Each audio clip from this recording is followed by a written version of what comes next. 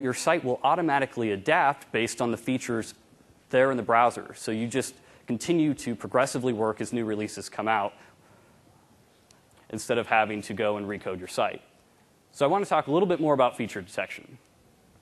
Specifically, the key is to test for a feature before using it. Now, obviously, this is overly cumbersome if you're trying to do this across the entire platform. Like if I had to test for every single API that I wanted to use, my web page would just become unmanageable. Plus, having an alternate code path for each of those is unreasonable. So it's really not as critical for features that have been well established. Like, you know, as web developers, what's been available in the market and what things you can really use. Like get element by ID, not that big of a risk in terms of basic usage. Add event listener, something that's more recently been added to IE9, and so you want to make sure you do the detection properly. More importantly is you want to test for standards first. You always want to be using standards API, standards features where they're supported. So you avoid accidentally using legacy functionality if a browser has a bit of a hybrid model. So let's go ahead and start with a bit more of a JavaScript-oriented example. So this is add event listener that I was just talking about. This piece of code will hook me up to get an onload event in IE9, Firefox, Safari, Opera, all the latest browsers. Of course, I want to make sure that I add proper feature detection for it so that I can fall back to alternative approaches, such as for legacy IE. Now, let me go ahead and just show you a little bit of how this works in practice. I'll switch back over to the demo machine. And I think we can take some of these out of here now. And so what I want to do is open up a file that I've set up a little bit ago. And go ahead and bring you to the source code. So I've got some functions I've set up, and I've got a to-do here to go ahead and register for an onload notification. Now, if I go ahead and just window add event listener, load, I'll do my F1 since I'm actually using add event listener, and I'm not going to use capture. Then if I go back to the IE9 platform preview in Firefox, we can see we actually get our event, and we're adding something to the page saying the add event listener was used. Now, if you're in 8 mode, which I'll go ahead and force here, you'll see that I get a script error because add event listener wasn't supported at that point in time. So I want to make sure I do proper feature detection and fallback.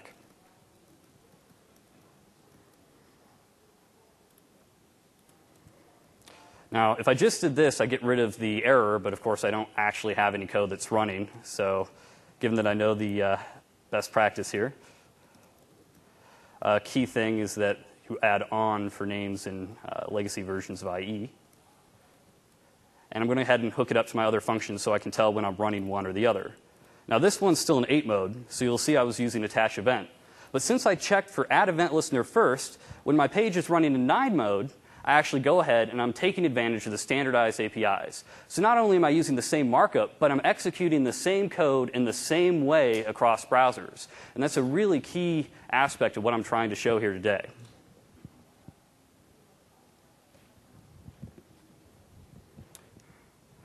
So now I want to talk a little bit about behavior detection.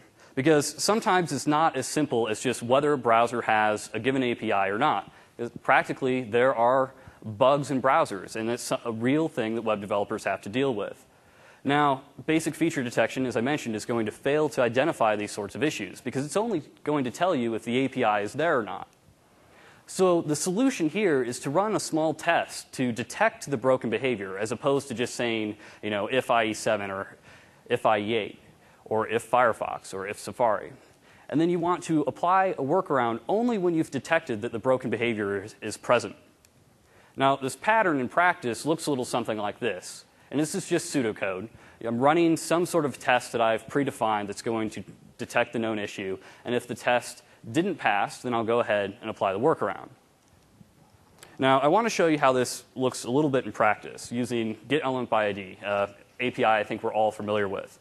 Because there were some changes made in the IE8 timeframe to how this behaved.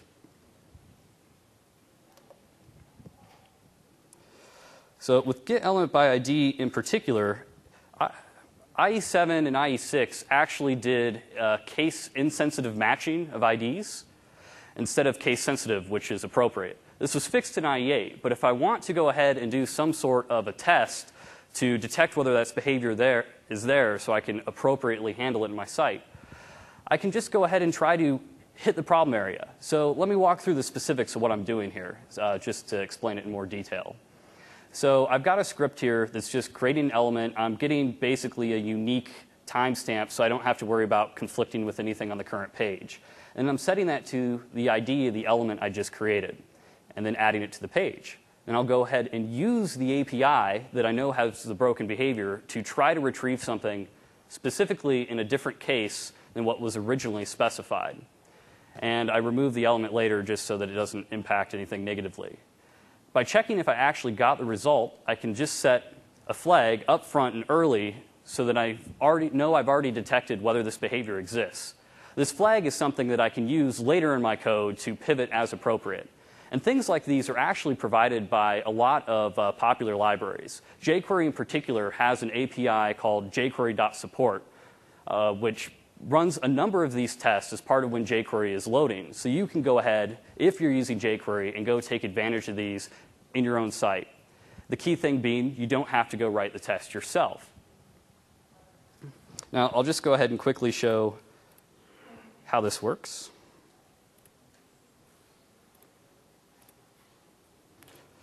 So I mentioned that we fixed this in IE8. So I'm in 9 mode right now.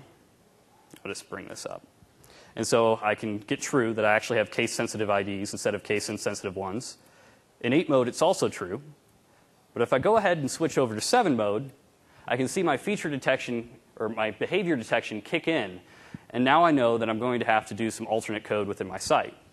The key thing here is this will work in any browser that might have happened to have that bug, whether they were trying to emulate certain IE behavior and so they weren't explicitly identifiable as IE, or if it was IE itself.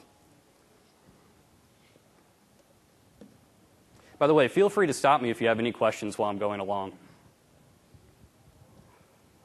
Okay, so the other thing I want to get into is kind of how this affects code execution within your site. So when you're doing version or browser detection, what you're effectively doing is pivoting to one of a very finite number of states.